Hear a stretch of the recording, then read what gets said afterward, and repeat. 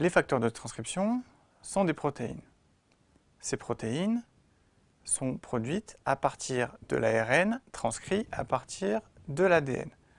Mais ces protéines sont également responsables de choisir quels sont les gènes qui sont exprimés. On a donc un paradoxe, puisque à la fois la cellule produit les facteurs de transcription, et à la fois les facteurs de transcription choisissent ou dictent ce qui va être exprimé par la cellule. Alors, ceci nous entraîne à la question de l'œuf ou la poule et aux origines de la vie.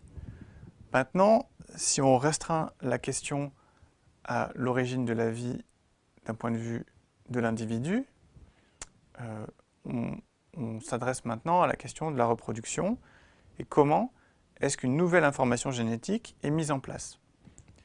Au moment de la reproduction, lorsque le spermatozoïde féconde l'ovule, le spermatozoïde en fait ne donne que son matériel génétique. Et le matériel génétique donc, nouvellement créé, donc cette nouvelle combinaison inédite du matériel génétique du père et de la mère, ne va pas être mise en place tout de suite.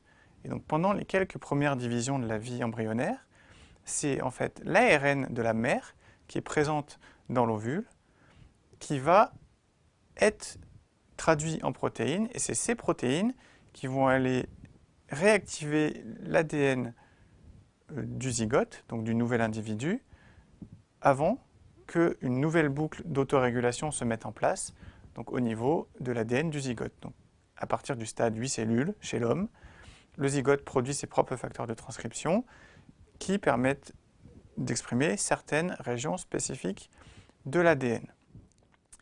À partir de là, on entre dans la différenciation, donc après le stade 8 cellules, avec des informations de l'environnement, comme par exemple la position des cellules les unes par rapport aux autres, ou l'activation de certaines voies de signalisation par l'environnement maternel ou d'autres cellules de l'embryon.